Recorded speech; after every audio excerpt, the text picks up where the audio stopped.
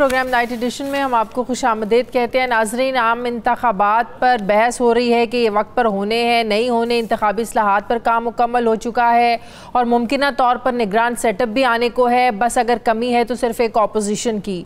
हुकूमत के सही गलत इक़दामात और क़वानीन पर कोई तनकीद नज़र नहीं आती है, ना कोई पूछने वाला है। बस कमी है तो एक अपोजिशन की।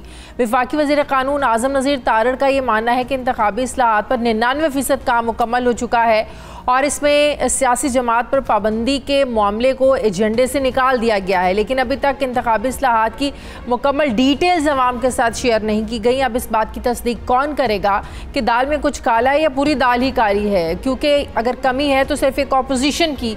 इलेक्शन रिफॉर्म्स तो वो उसूल और ज़ाब्ते होते हैं जिसके मुताबिक सब उम्मीदवारों की मर्ज़ी, जिसमें मर्ज़ी मंशा शामिल होती है, ताकि जिसके अपने डाउट्स हैं उनको क्लियर करके सबको एक जैसा मौका, लेवल प्लेइंग फील्ड मिल सके। लेकिन यहाँ तो अभी तक एक तरफा मनमानियाँ और मर्जियाँ नज़र आ रही हैं, क्योंकि कमी है एक अपोजिशन की। निगरान सेटअप बनाने का कानून ये कहता है कि वज़ीर आज़म अपोजिशन लीडर के साथ मुशावरत से निगरान सेटअप बनाएंगे।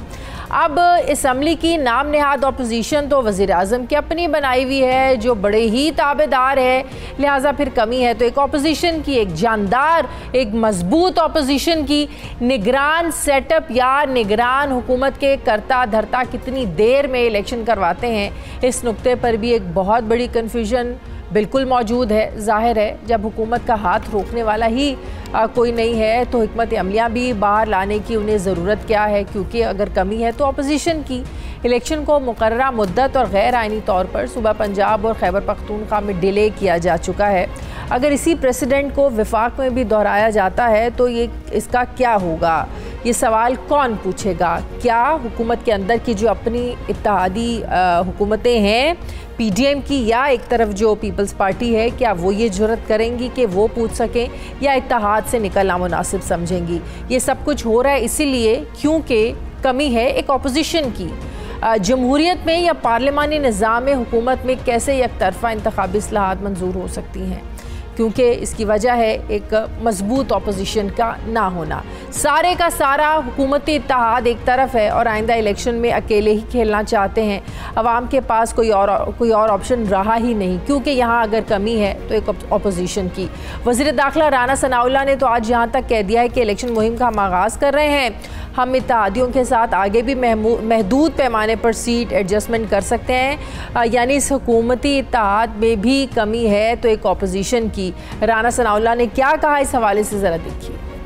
आज पाकिस्तान मुस्लिम लीग नून पंजाब बाकायदा तौर पे इंतखाबी सरगर्मियों का आगाज़ करने जा रही है। तमाम सूबाई और कौमी हलके जिनकी तादाद तकरीबन 443, उन तमाम हलकों में पाकिस्तान मुस्लिम लीग नून का उम्मीदवार मौजूद होगा। अगर कोई जमात सीट एडजस्टमेंट की बात करती है, हमारे जो विनिंग और हमारे मुखलस कारकुन है, हम उनके ऊपर कंप्रोमाइज़ नहीं करेंगे। और अगर किसी जगह कोई ऐसी सूरत है कि वहाँ पे हमें भी मदद की ज़रूरत है और हमारा कोई कारकुन अफेक्ट नहीं हो रहा, तो वहाँ पे सीट एडजस्टमेंट की बात हो सकती है। हम इस बात के ऊपर पूरी तरह से मुत्फिक हैं कि हम इलेक्शन अलायंस में नहीं जाएंगे।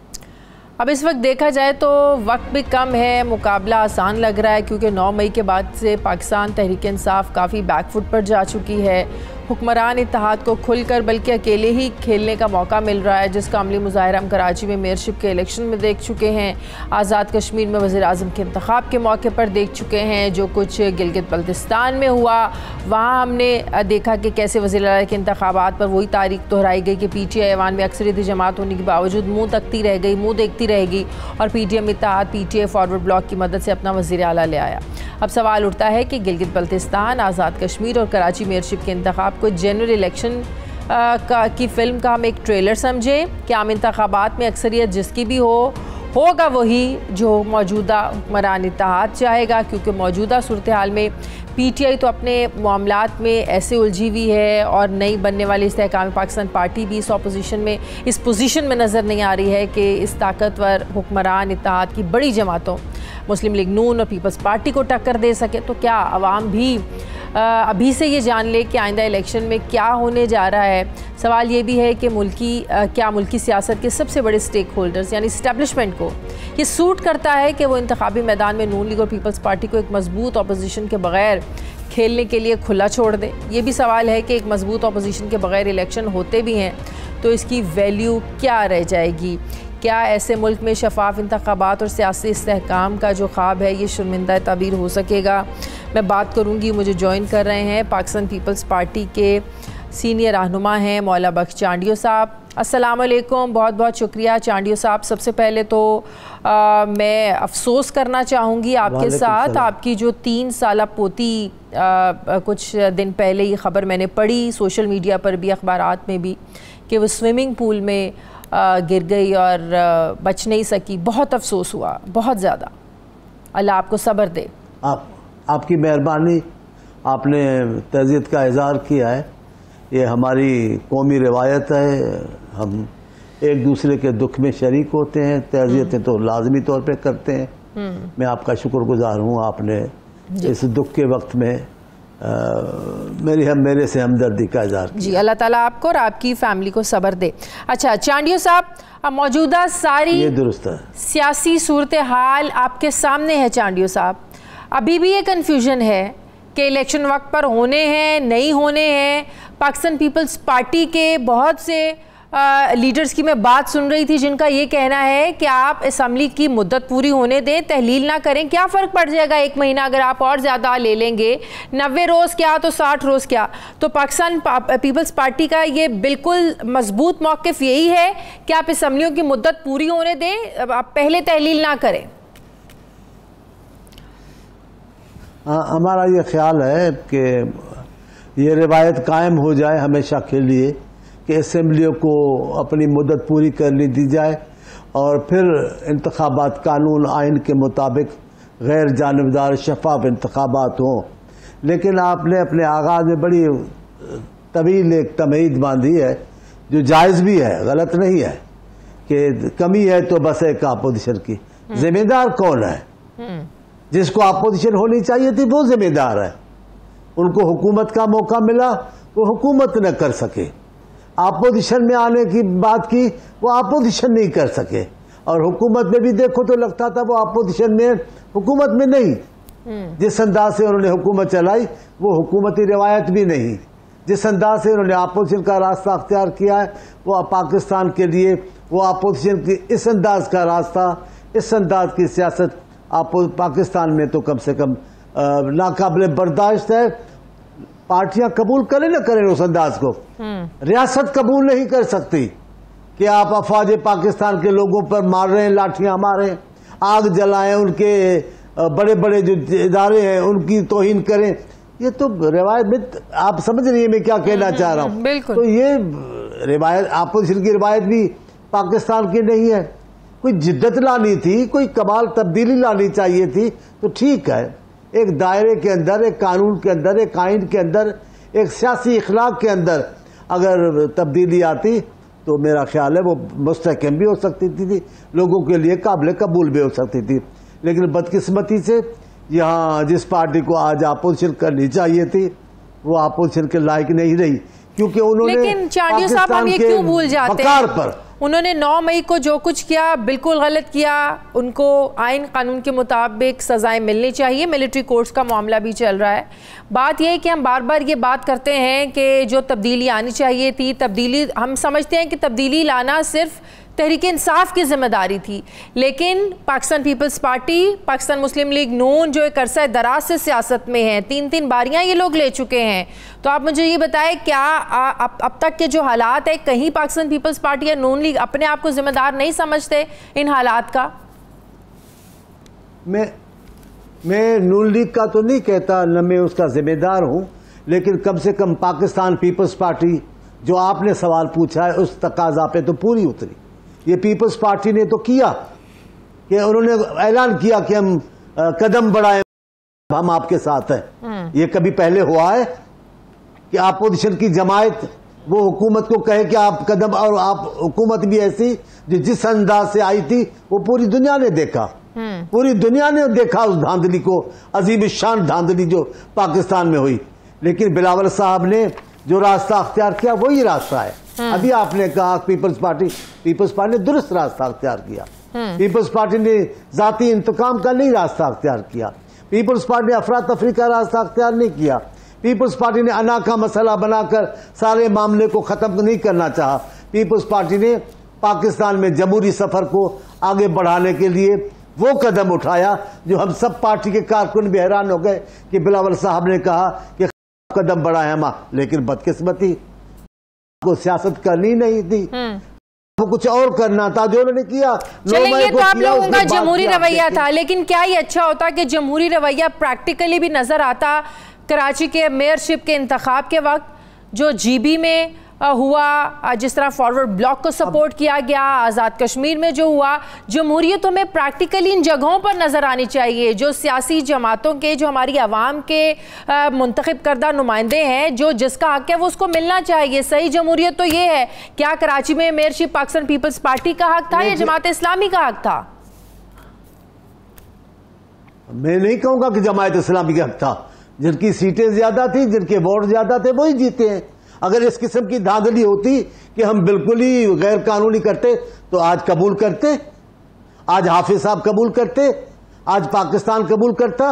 अब ये तो रवाज हो गया है कि हमारे लोग खरीदे गए हैं, हमारे लोग भाग गए हैं, हमारे लोगों को अगवा किया गया, ये तो बात की गई। लेकिन अब उन्होंने नताइज को कबूल करके सिस्टम को आगे बढ़ाना की कोशिश कर रहे हैं, तो इसका मतलब मामला दुरुस्त हुए हैं। बाकी रवाज के मुताबिक जो इल्जाम लगाने चाहिए थे वो लगाने चाहिए। पीपल्स पार्टी ने ऐसा कोई रास्ता अख्तियार नहीं किया जिसपे ये शर्मिंदगी हो कि हमने जमहूरियत के खिलाफ कोई बात की है। हरगिज नहीं। हम सियासी जमायत हैं, हम पार्लियामेंट्री सियासत करते हैं, हम इंतखाब की सियासत करते हैं, तो फिर हमें अपने तय, अपने तौर पर, अपने हिकमत अमली के तहत इलेक्शन में हिस्सा लेने का हक पहुंचता है। हमने ऐसी कोई बात नहीं की कि हम जमहूरियत के सामने शर्मिंदा हों। इंतखाबी इस्लाहात को लेकर क्या पाकिस्तान पीपल्स पार्टी मुतमईन है? क्या इंतखाबी इस्लाहात आप लोगों के लिए काबिल कबूल हैं? बिल्कुल इत्तफाक राय है। मरदमशुमारी एक बहुत बड़ी रुकावट है, हल्का बंदियाँ बहुत बड़ी रुकावट है। इंतखाबात वक्त पर होने पर पाकिस्तान पीपल्स पार्टी इसमें कहाँ पर खड़ी है? गुज़िश्ता जो मरदमशुमारी हुई उस पर भी हमें तहफ़्फ़ुज़ात थे और हमारे सिंध के वज़ीर आला ने अला-ऐलान उस पर तहफ़्फ़ुज़ात का इज़हार किया, लेकिन हमारी सुनी नहीं गई, हमारी नहीं सुनी गई। मकामी लोगों को अक़लियत में तब्दील करने की हर कोशिश की गई। अभी भी हमें तहफ़्फ़ुज़ात हैं, हम ये नहीं कहते कि हम बिल्कुल खुश हैं, लेकिन हमने ऐसी बात क्या की है जिस पे इतना सारा क़यामत बपा हो जाए। हमने उसूल की बात की है, हमने जमहूरी रिवायत की बात की है। हम इंतखाबात में हैं, इंतखाब में हिस्सा लेंगे, जो दस्तूर होगा उसके मुताबिक। अगर कोई गैर आईनी बात होगी, अदलिया के दरवाजे खुले हुए, और जैसी इस वक्त ताकतवर अदलिया है, शायद ही ऐसी हो कि हुकूमत एक तरफ है, अपोजिशन एक तरफ है, अदलिया के फैसले अपनी तौर पे हैं। तो ये कोई ऐसी नहीं है, इतनी कमजोर अदलिया नहीं है कि वो नोटिस नहीं ले सके। हमने ठीक किया है। क्या आप लोग पुरानी मरदमशुमारी पर इलेक्शन लड़ने को तैयार हैं? क्या ये जायज होगा? 2017 की मरदमशुमारी के जायज की नहीं बात, हमने तहफ़्फ़ुज़ात का इज़हार किया है, लेकिन हम थोड़ी थोड़ी बातों के लिए एक बहुत बड़ी बात से इनकार नहीं कर सकते। पाकिस्तान को सर, ये थोड़ी थोड़ी बात का मसला नहीं है। 2017 के बाद से अब तक आप देखें, पॉपुलेशन बढ़ी है, घटी नहीं है, कम नहीं हुई है। इसी बुनियाद पर सीटों की एडजस्टमेंट होती है सूबाई असम्बलियों में, कौमी असम्बलियों में। यही तो शोर और यही तो तहफ़्फ़ुज़ात का इजहार कर रही है, एमक्यूएम भी कर रही है। वो तो कह रहे हैं कि हम तो इस पर ऐसे इलेक्शंस को मानेंगे नहीं। तो ये कोई छोटी बात नहीं है। आप नहीं समझते कि 2017 से अब तक हमारी पॉपुलेशन बहुत ज्यादा बढ़ी है? कैसे आप 2017 की मरदमशुमारी पर इलेक्शन लड़ सकते हैं? मैं आपसे गुजारिश करूं, मुल्क जिस धाने पे खड़ा है, अब उस मुल्क को जिस सफर पे चलना है उसमें फौरी तौर पे कई फैसले करने पड़ेंगे। हमें राजी है ये नहीं है, हमें तहफ़्फ़ुज़ात है। सिर्फ एमक्यूएम को क्यों, हमें तहफ़्फ़ुज़ात है। एमक्यूएम सिर्फ अकेली नहीं है तहफ़्फ़ुज़ात के साथ, लेकिन हालात क्या है पाकिस्तान के, और आप कहते हैं इनकार कर रहे हैं। नहीं, बिलावल साहब अल-ऐलान कर रहे हैं कि हम वक्त पर इंतखाबात चाहते हैं, जैसे मुद्दत पूरी हो असेंबलियों की, असेंबली का खत्म कर देनी चाहिए। हमने नहीं। हुकूमत, आज तो मैंने अखबार में पढ़ा, वज़ीर-ए-आज़म कह रहे हैं कि इंतखाबात वक्त पे होने चाहिए।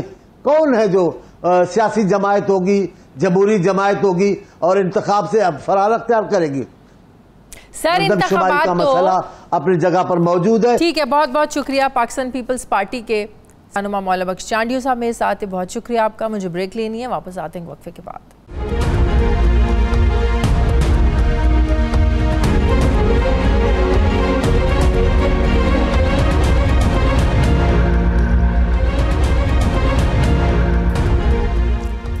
ब्रेक के बाद एक बार फिर से आपको खुशामदीद कहते हैं। राना एहसान अफजल साहब, coordinator by industry in commerce, हमारे साथ मौजूद हैं। अस्सलाम वालेकुम, बहुत बहुत शुक्रिया राना साहब आपका।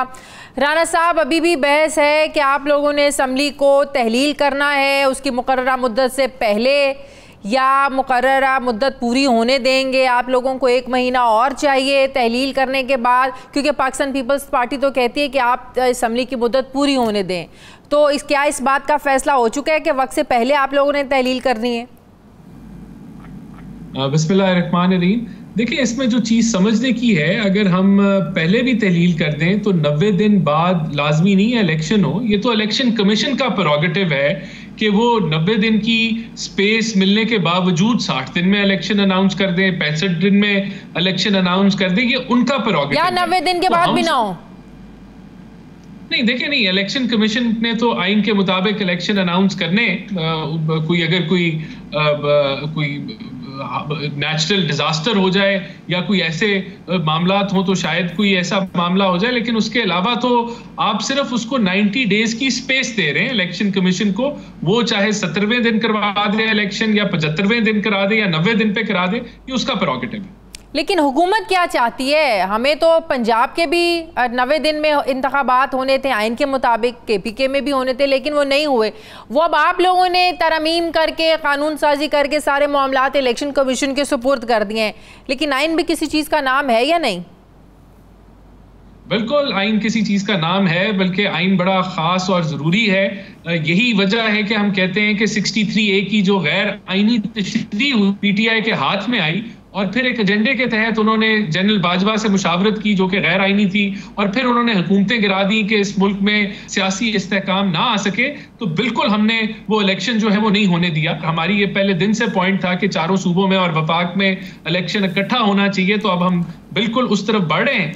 और ये जो है इलेक्शन कमीशन जो है वो आइन के ताबे है, और आइन के मुताबिक जो है वो मेरे ख्याल से 60 से 90 दिन के अंदर इलेक्शन वो करा देगा और इससे आगे नहीं जाएगा। यही PMLN का स्टांस है। और पहले देखें, पेशेवन गोइयां होती थी, इस पे प्रोपेगेंडा होता था कि ये हुकूमत जो है कभी भी नहीं जाएगी, ये 1 साल अपनी मुद्दत बढ़ा देगी, ये 2 साल अपनी मुद्दत बढ़ा देगी, लेकिन ऐसा कुछ नहीं हुआ। इसलिए मैं समझता हूँ ये भी जो पेशेवन गोइयां हैं कि इलेक्शन मार्च में होगा या अप्रैल में चला जाएगा, ये गलत हैं, और इलेक्शन जो है अपनी आईनी मुद्दत के मुताबिक अक्टूबर नवंबर में। ये फैसला IMF से पैसे मिलने के बाद हुआ है कि हमारी जिम्मेदारी पूरी हुई, अब इलेक्शन में चले जाना चाहिए। अब आवाम को बताने के लिए कुछ तो हो कि हमने बड़ी मेहनत की है पिछले 15 महीनों में।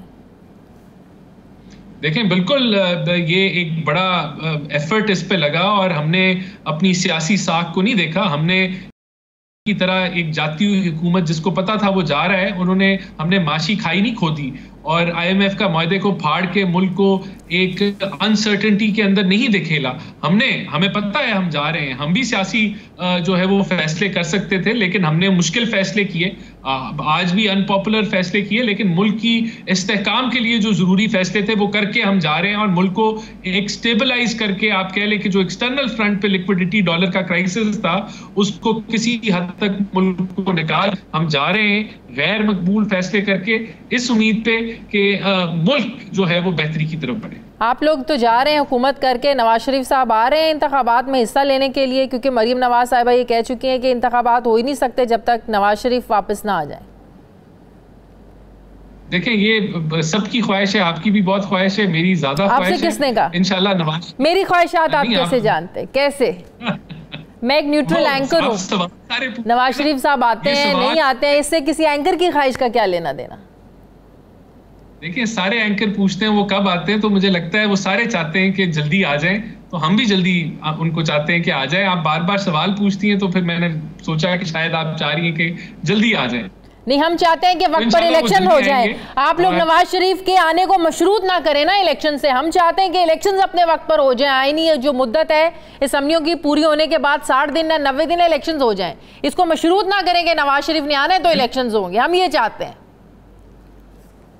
देखिए, हम भी यही चाहते हैं और इलेक्शन अपने मुद्दत पे होने चाहिए। और देखिए, लेकिन बात इसमें यह कि हम अगस्त में जा रहे हैं, फिर ये जो इंटरम केयर टेकर सेटअप है उसने इलेक्शन कमीशन के साथ ताउन करके इलेक्शन आईनी जो मुद्दत है उसके अंदर कराने, और इंशाल्लाह ऐसे ही होगा। इंतखाबी इस्लाहात पर क्या सबका इत्तफाक राय है? क्योंकि बहुत सारी एम्बिग्विटीज़ हैं अभी कि जो आप लोगों ने सीसीटीवी कैमरे, स्मार्टफोन्स, फिर मरदमशुमारी, बहुत ज़्यादा रुकावटें हैं। 99% बतौर एहसन इकबाल साहब के कि अगर काम हो चुका है इंतखाबी इस्लाहात पर, तो ये जो सारे शकूक व शुबात हैं ये काम कैसे पूरे होंगे? कैसे आप इतनी जल्दी वो सारी जो गैजेट्स हैं उनको पूरा करेंगे? कैमरेज भी आप लोगों को चाहिए, आपको स्मार्टफोन्स के लिए वो उस तरह का अमला भी चाहिए जिनको पता हो कि स्मार्टफोन कैसे इस्तेमाल करने हैं। पहले भी 2018 के इंतखाबात में भी इस चीज़ पर गौर हुआ था, लेकिन फिर बाद में पता चला कि जो अमला था उसको पता ही नहीं था कि 80% अमला जानता ही नहीं कि स्मार्टफोन्स को यूज़ कैसे करना है। तो बहुत सारी एम्बिग्विटीज़ हैं जिनको आप लोगों को दूर करना है। देखिए, डेफिनेटली ये 73 अमेंडमेंट्स रेकमेंड हुई थी मुख्तलिफ कोalition पार्टनर्स और दीगर जमातों की तरफ से। सारों को रिव्यू किया गया और सारी ट्रांसपेरेंसी की तरफ जो है वो पॉइंट आउट कर रही हैं, और इलेक्शन के रिजल्ट को जल्दी और टाइमली जो है वो ट्रांसफर या कह लें कि रिकॉर्ड पे आने की तजावीज़ हैं। और इसके अंदर जो भी पॉसिबल हुई, यानी कि इस टाइम फ्रेम के अंदर अगर कोई लेजिस्लेशन ऐसी अमेंडमेंट कोई आती है तो मेरे ख्याल से वो ऐसी ही होंगी जो इम्प्लीमेंट की जा सकेंगी। और अगर ऐसी कोई अमेंडमेंट कर दी जाती है जो पॉसिबल ना हुई तो उस पर मेरे ख्याल से इलेक्शन कमीशन के पास इख्तियार होगा कि वो उस पर वजाहत कर सके कि ये मुमकिन नहीं है इस टाइम फ्रेम के अंदर। लेकिन अगर ये सब चीज़ें थी, ये आप लोगों ने बिल्कुल वक्त पर आकर की है, और अगर आप सब ज़ाहिर है सब हर कोई चाहता है कि साफ शफाफ इंतखाबात हों, लेकिन ये पिछले 15 महीनों में ये काम तो बहुत अरसा पहले शुरू कर देना चाहिए था ना आपको। बिल्कुल होना चाहिए था, लेकिन 15 महीनों में जो सियासी अदम इस्तेहकाम इस मुल्क में रहा वो सब जानते हैं। जो 9 मई के अंदर जिसका नतीजा जो है वो 9 मई का वो काला दिन था, तो उसके बाद मैं समझता हूं कि कोई पॉलिटिकल स्टेबिलिटी इस मुल्क में आना शुरू हुई है, क्योंकि जो एक इंतशार का एजेंडा था एक जमात का उसको ब्रेक लगी। देखें, जो ये अभी तहरीके इंसाफ जिस मुश्किल से गुजर रही है उसका बिल्कुल रिस्पॉन्सिबिलिटी उनकी लीडरशिप और उस जमात पे आती है। आप सोचें, देखें, मैं आपसे सवाल पूछता हूं कि अगर ऑपोजिशन जमहूरियत को जो है वो वजन दिया जाता और आप नेशनल असेंबली के अंदर ऑपोजिशन लीडर होते, अगर केपीके की और पंजाब की हुकूमत आप डिसॉल्व ना करते तो आज इनकी सियासत कहाँ खड़ी होती? ये तो इक़्तिदार के हवस में जो इन्होंने मुल्क के अंदर इंतशार की सियासत की उसके अंदर ये फंस गए। ये तो इनकी सियासत जिस तरह की थी उस नतीजा आज उसी तरह का। लेकिन बाद में जब वो कौमी असम्बलियों में आना चाहते थे तब आप लोगों ने रेजिग्नेशन वो वापस ही नहीं लिए, तब किसी ने तहरीक इंसाफ की सुनी नहीं, क्योंकि कानून साजी कैसे तहरीक इंसाफ होने देती? इतने आप लोगों ने अमेंडमेंट्स की कैसे? वो तो रास्ता रोकना था, वो तो रियल ऑपोजिशन होती है। आप मुझे बताएं कौमी असम्बली में रियल ऑपोजिशन कौन है? नहीं, देखें, इस्तीफे क्या उन्होंने जाली इस्तीफे दिए तो मानते कि हमने जाली इस्तीफे दिए जमहूरियत को डीरेल करने के लिए, मुल्क में इंस्टेबिलिटी फैलाने के लिए, और हम माफी मांगते हैं तो शायद उनके इस्तीफे मान लिए जाते कि भाई ये जाली इस्तीफे। ये तो किसी ने भी नहीं कहा कि वो जाली इस्तीफे, ये तो पहले जो है वो इस पे मैं कहता हूँ जलसे करते रहे कि हमारे इस्तीफे मान लें। तो ये या तो इस्तीफे ना खेलें। इस्तीफा जो है वो एक मजाक बन गया था। यही इन्होंने काम पहले भी किया था, जब इन्होंने धरना दिया था 110 दिन का, तब भी इस्तीफे देके बाहर आ गए थे। तो ये तो जमहूरियत को मानते ही नहीं है, तो इस तरह की गैर जमहूरी हरकतें करते हैं। उसमें अब मेरे ख्याल से इस रुझान के बाद कि जब इस्तीफे कबूल हो गए, शायद आगे आने वाली जो सियासी जमातें हैं वो इस तरह की बेवकूफाना हरकतें नहीं करेंगी। क्या जीबी में जो हुआ वो दुरुस्त हुआ? देखिए, अगर जाली डिग्री होना That's a different thing. No. मैं उसके बारे में बात नहीं कर रही। जिस तरीके से फॉरवर्ड ब्लॉक को सपोर्ट किया गया, जो जिसके नंबर ज़्यादा थे उनको साइड लाइन पर किया गया। आज़ाद कश्मीर में भी ऐसे हुआ। कराची मेयरशिप के इलेक्शंस की मिसाल हमारे सामने है। क्या जमहूरियत ये तकाजे करती है राना साहब? देखिए, मेरे ख्याल से जमहूरियत के अंदर एक जमात जो है उसने ऐसा गैर आईनी काम और एक घनौना खेल खेला रियासत के साथ कि अब उसकी जमात जो है वो टूट फूट का शिकार है और लोग उस जमात के साथ अपना लिंक जो है वो ख़त्म करना चाहते हैं। ये वही उसके नतायज आप देख रहे हैं। मत भूलें, बलूचिस्तान में आप लोगों के साथ भी, नून लीग के साथ भी हो चुके हैं और किसने किया ये भी आप लोगों को पता है। नून लीग ने आग नहीं लगाई थी रियासती इदारों को, रियासत फौजी तनसीबात को, तो इसलिए नून लीग के जब लोग छोड़े वो प्रेशर के अंदर छुड़वाए गए हैं। लेकिन यहाँ तो लोग लाताल्लुकी का इजहार कर रहे हैं और बरमला उसका अनाउंसमेंट कर रहे हैं कि हम इस इंतशार की सियासत का हिस्सा नहीं बनना चाहते। ठीक है, बहुत बहुत शुक्रिया। राना एहसान अफजल साहब मेरे साथ थे। मुझे प्रोग्राम देख लेनी है नाज़रीन, वापस आते हैं एक छोटे से वक्फे के बाद।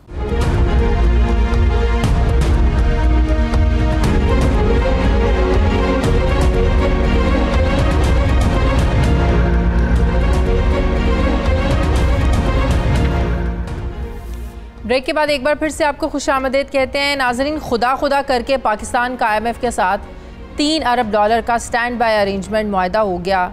IMF ने 1 अरब 20 करोड़ डॉलर की पहली किस्त भी दे दी है, यानी खाली होता जो कौमी ख़जाना था इस पर डॉलर्स आने शुरू हो गए हैं। सवाल यह है कि IMF से 9 महीनों की आर्जी डील से रियासत तो बच गई, क्या इस रियासत में रहने वाली आवाम भी बच गई है? IMF से मुआहदे के बावजूद पाकिस्तान में महंगाई की शरह बढ़ने का रुझान बरकरार है, जो सालाना बुनियादों पर 29% पर पहुँच गया है। क्या आवाम महंगाई से बच जाएगी? वज़ीर ख़जाना डार साहब के डॉलर्स को 200 से नीचे लाने का दावा कहाँ गया? इंटरबैंक और ओपन मार्केट में डॉलर आज फिर महंगा हुआ, तो क्या अब मुल्की करेंसी मज़ीद बेकदरी से बच जाएगी? बेरोज़गारी की वजह से लोग तो भागने पर, समंदरों में जाने देने पर मजबूर हैं। क्या अब ये बेचारे अवाम अपनी धरती पर चैन से रह पाएंगे? PDM हुकूमत के 15 महीनों में आटा 60 रुपए से 140 रुपए किलो तक हो गया है। क्या अब ग़िज़ाई किल्लत का शिकार लोगों को क्या सस्ती रोटी मिल पाएगी? क्या IMF के मुआहदे से आवाम को कोई रिलीफ मिलेगा या एक बार फिर रिलीफ के नाम पर मज़ीद तकलीफ़ मिलेगी? सवाल ये भी है कि क्या वाकई हुकूमत माशी मुश्किलात और दिवालियापन का जो बहरान था उससे निकल आई? अभी लंबा सफ़र बाकी है। IMF की पाकिस्तान की मौशी कारकर्दगी पर रिपोर्ट देखें तो ये हमें पता चलता है कि रवां माली साल में शरह नमू बढ़ने यानी 2.5% तक होने और महंगाई की शरह 29% से 25% पर आने का इम्कान है। इसी तरह बेरोज़गारी की शरह भी 8.5% से कम होकर 8% होने का इम्कान है। इसके साथ IMF ने यह भी बताया है कि पाकिस्तान का जो गैर मुल्की कर्जा है ये 13 अरब डॉलर्स के साथ रवां माली साल में 136 अरब डॉलर पर पहुँच जाएगा। मुआशी इस्लाहात ना हुई तो यही कर्ज 2028 तक 152 अरब डॉलर्स तक पहुंच सकता है। अब पाकिस्तान के जो माली हालात हैं इसको देखते हुए इस इम्कान का भी इजहार किया गया है कि मार्च 2024 के बाद पाकिस्तान के लिए अगला IMF प्रोग्राम लेना बहुत ज़रूरी हो जाएगा। सवाल उठता है कि पाकिस्तान के बैरूनी कर्जे जिस सुपरसोनिक रफ्तार से बढ़ते जा रहे हैं, क्या पाकिस्तान की इकॉनमी और आवाम ये बोझ बर्दाश्त कर पाएंगे? इसके साथ ही IMF मुसलसल पाकिस्तान से मुआशी इस्लाहात का मुतालबा कर रहा है। IMF की डायरेक्टर कम्युनिकेशन ने यह वाज़े किया है कि हालिया प्रोग्राम मईशत को सिर्फ सहारा देने के लिए है, लेकिन अभी भी पाकिस्तान को मुख्तलिफ मुआशी चैलेंजेस का सामना है जिसके लिए रिफॉर्म्स करना बहुत ज़रूरी है।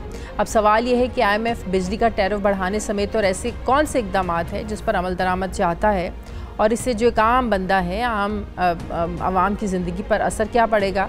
जिस अंदाज से मुल्की मईशत को चलाया जा रहा है या जिस 15 महीने में जिस तरह चलाया जा रहा था, क्या ये ठीक है? अगर हम कर्ज़ों को ही अपनी निजात दहिंदा समझते रहे तो हुकूमत मुल्क में कारोबारी ज़िंदगी चलाने की बजाय कर्ज़ लेने को अपनी कामयाबी और कारकर्दगी बताएगी। तो ऐसे में जो पाकिस्तान का जो मुआशी बहरान है ये कैसे ख़त्म होगा, इसी पर मैं बात करूंगी। मुझे ज्वाइन कर रहे हैं माहिर मुआशियात डॉक्टर इकरामुल हक साहब। अस्सलाम वालेकुम। बहुत बहुत शुक्रिया डॉक्टर साहब। डॉक्टर साहब, बड़ा अफसोस होता है कि जब हमें कर्जे मिलते हैं तो हम बड़ी मुबारकबादें एक दूसरे को देते हैं, खुशी से फूले नहीं समाते, कर्जा मिलने को कामयाबी समझते हैं। ये कोई मैशत की, मेरे नज़दीक तो मैशत की ये कामयाबी नहीं है। आपकी आवाम के लिए ये कोई बेहतरी नहीं है कि आप कर्जे लें, कर्जे उतारने के लिए फिर कर्जे लें। घर के जो अखराजात है वो कर्ज़ों से नहीं चलते हैं। तो ये जो IMF के साथ हमारा स्टैंड बाय अरेंजमेंट मुआहदा तय पाया है, जिसकी पहली किस्त के पैसे आ भी गए हैं, कितना कुछ सहारा मिलेगा पाकिस्तान की जो ये ख़राब होती इकॉनमी है? जी, इकॉनमी में तो इसके कोई ज़्यादा बेहतरी के आसार नहीं होंगे। ज़ाहिर है ये रकम तो इसलिए मिली है कि जो हमारा बैरूनी यानी कि महाज के ऊपर जो हमने पैसे अदा करने होते हैं उससे हमें कुछ थोड़ी सी मदद मिल जाए। और उसमें भी आपने देखा कि सऊदी अरेबिया से भी 2 अरब लेने पड़े, अभी PGOE ने भी 1 बिलियन दिया है, चाइना से 4 बिलियन। तो हमारे अदायगियाँ जो है वो 25 अरब डॉलर के करीब हर साल, अगर हम बहुत भी हाथ जो है अपना वो तंग करके चलें तो अगर इससे ज़्यादा भी हो सकती हैं। तो ये जो मामला है कि इस 25 अरब की फाइनेंसिंग हम कहाँ से करें, तो जैसा अभी आप फरमाया कि बहुत इसका तरीका तो यही होना चाहिए कि हम खुद डॉलर अर्न करें, यानी कि रेमिटेंसेज आएँ, एक्सपोर्ट हो, तो फिर तो हम जाकर इन कर्जाजात से निजात हासिल कर सकते हैं। वरना अगर हमारा जो तजारती खसारा है, यानी कि जो हम बाहर से चीज़ें मंगवाते हैं और जो बाहर बेचते हैं, अगर उसमें भी फ़र्क रहता है, फिर उसके बाद जो हमारा करंट अकाउंट डेफिसिट है बाहर का, यानी कि जो हमने कर्जे अदा करने हैं या उन पर सूद अदा करना है, उसके लिए भी हमारे पास रकम नहीं होती।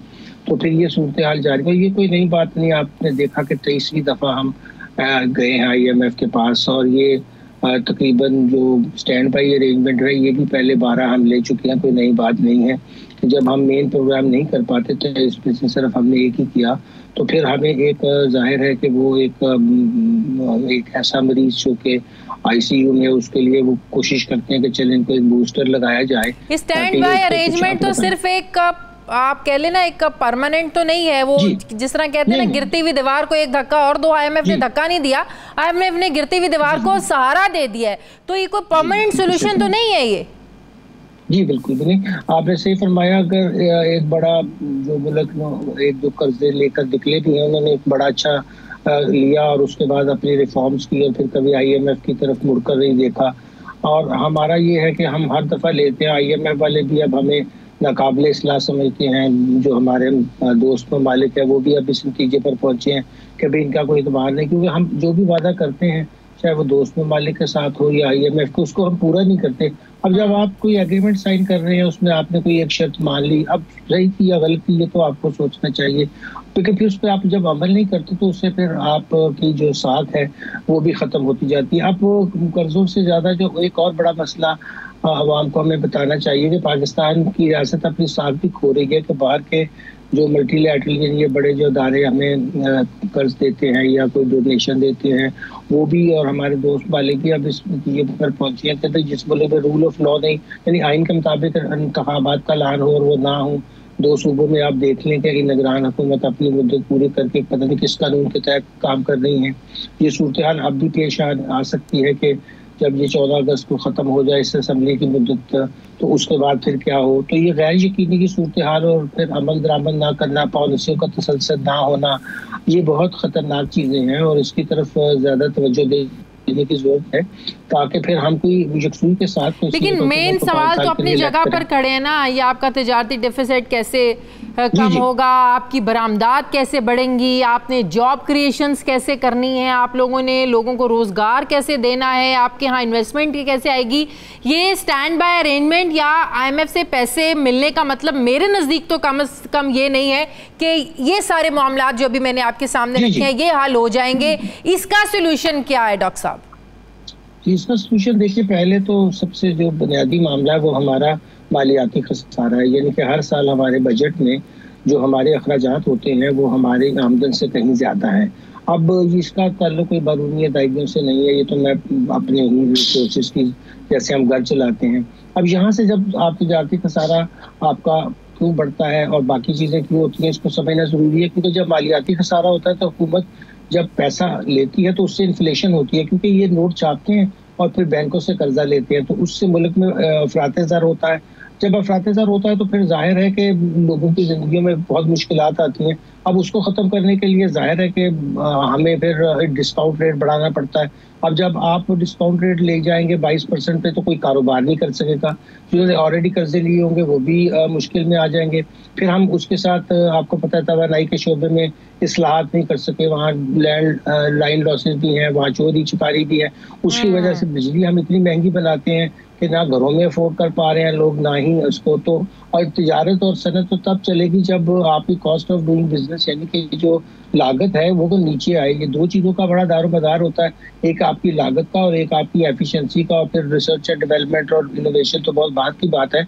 हम तो भी बुनियादी चीज़ें नहीं कर सके हैं कि कम से कम अपनी पैदावारी लागत और जो पैदावारी सलाहियत है उसको ही बेहतर कर सके। और दूसरा सबसे बड़ा मसला आपने देखा होगा कि हम हर दफ़ा जो FDR का टारगेट जो है वो फिक्स करते हैं और वो 400-500-600 बिलियन उससे कम इकट्ठा करता है। उसी की बुनियाद पर सूबे अपना बजट बनाते हैं, उसी की बुनियाद के ऊपर सारी प्रोजेक्शंस होती हैं, वहीं से सारा मामला फिर ख़राब होना शुरू होता है।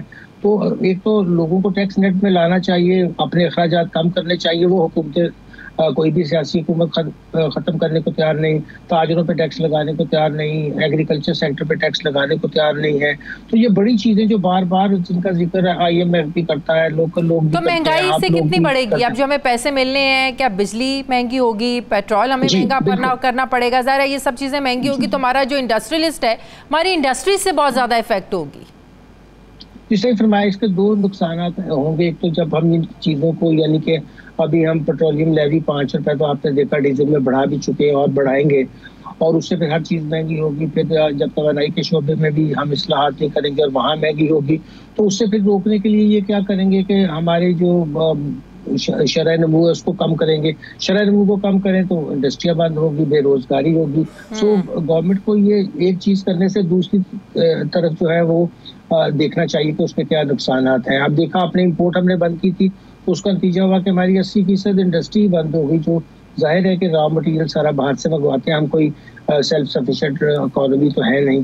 तो इसकी वजह से हमें बहुत एक मीडियम टर्म, एक लॉन्ग टर्म और एक शॉर्ट टर्म रखने पड़ेंगे अपने अहदाफ, उसको फिर पूरा। आप समझते हैं कि सिर्फ इंपोर्ट बंद करने से आप अपना जो ट्रेड डेफिसिट है इसको बैलेंस कर सकते हैं, या हमें अपनी इंपोर्ट्स, अब हमें अपनी जो बरामदात हैं उसको बढ़ाने की जरूरत है? 25-30 अरब डॉलर से ज्यादा हम अपनी बरामदात लेके जा ही नहीं सके।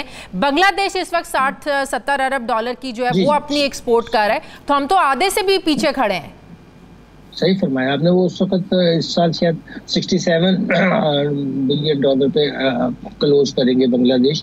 उन्होंने भी प्रोग्राम लिया अभी IMF का, मगर उसको बेहतर तरीके से इस्तेमाल कर रहे हैं अपने रिजर्व्स को बेहतर करने के लिए। हम तो फिस्कल डेफिसिट को ख़त्म करने के लिए या करंट अकाउंट डेफिसिट को या तिजारती खसारे को ख़त्म करने के लिए कर्जे लेते हैं।